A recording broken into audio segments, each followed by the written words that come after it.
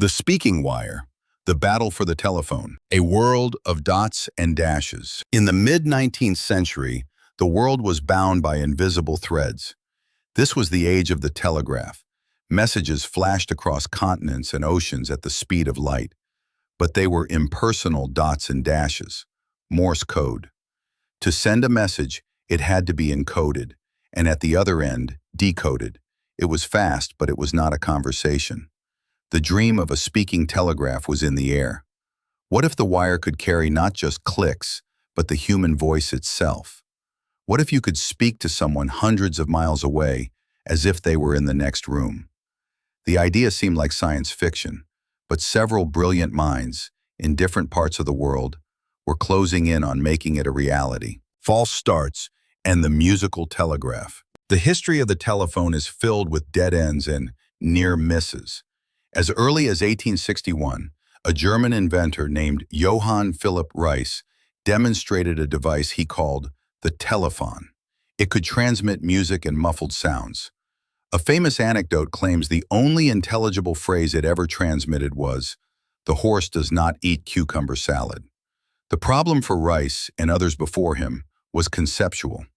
His device worked on a make-or-break principle.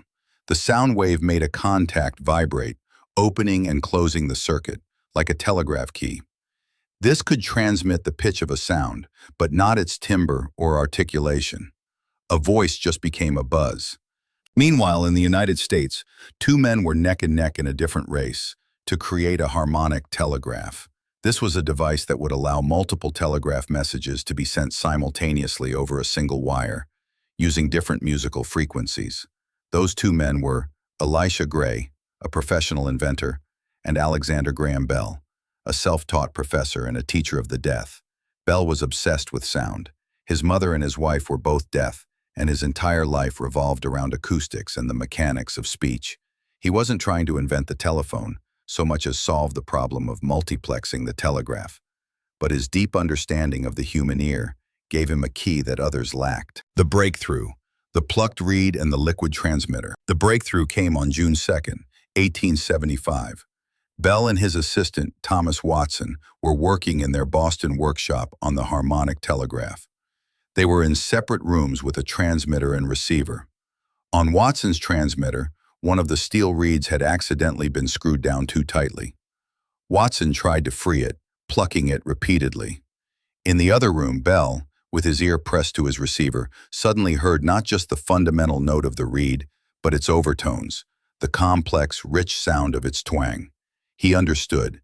All previous attempts, like Reis's, used an intermittent on-off current, but Watson's stuck reed, vibrating over its magnet, had induced something different, a continuous, undulating current that was a perfect analog of the sound wave in the air.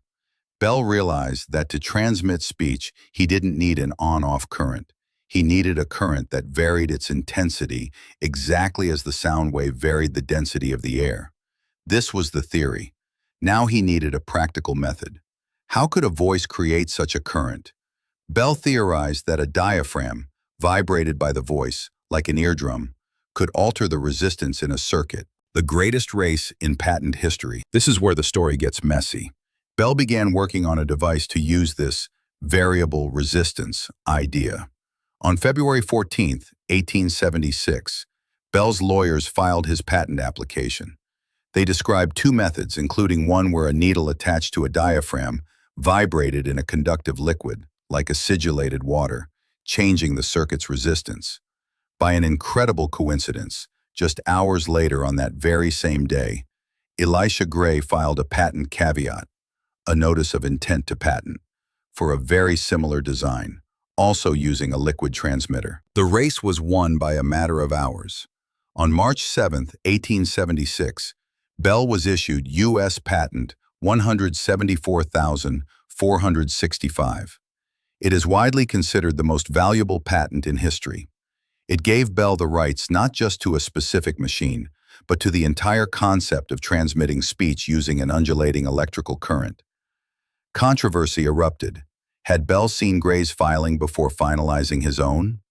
The historical record is murky, but Bell had the patent, and Gray was too late. Now, Bell had only one thing left to do. Make it work. Mr. Watson, come here. On March 10th, 1876, just 3 days after receiving the patent, Bell and Watson were ready for the first true test. They were using the very liquid transmitter design that was so similar to Gray's idea. Bell was in one room with the transmitter. Watson was in another, at the receiver. As legend tells it, Bell accidentally spilled some of the battery acid on his trousers and instinctively shouted into the device's mouthpiece, "Mr. Watson, come here. I want to see you." In the next room, Watson, his ear pressed to the receiver, heard those words. Clearly. It wasn't a buzz. It wasn't a musical tone. It was a human voice. He ran into Bell's room. The invention was born. The difficulty, however, was that the liquid transmitter was horribly impractical. Spilling acid was dangerous, and it was finicky, but it had proven the principle. The world's first reaction was indifference. Western Union, the telegraph giant, supposedly dismissed it as an electrical toy and passed on the chance to buy the patent.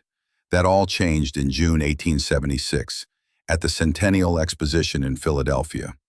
Bell had his device in a hot, overlooked corner, but a group of judges, including Emperor Pedro II of Brazil, stopped by. The emperor put the receiver to his ear while Bell, at the far end of the room, recited Shakespeare. The emperor's eyes went wide. He dropped the receiver, exclaiming, "My God, it talks!" The birth of the network.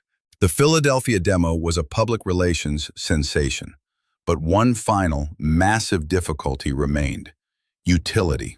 The liquid transmitter was replaced by a more practical electromagnetic one, but the phone was still a curiosity. What good was it if it only connected 2 points? The true revolution was not the device, but the system. In 1878, the first commercial telephone exchange opened in New Haven, Connecticut. Now, you didn't just call Mr. Watson. You could call anyone on the network. Technical improvements soon followed. Thomas Edison invented the carbon microphone, which was far louder and clearer than Bell's transmitter. Hundreds of lawsuits followed, including from Gray and from Antonio Meucci, an Italian immigrant who had demonstrated a similar device years earlier, but was too poor to maintain his patent. Bell won them all. The story of the telephone is not the story of one man, but of a whirlwind of ideas, fierce competition, and a genius insight into the nature of sound. It was the moment the impersonal wire found a human voice, and our world, forever, became a smaller place.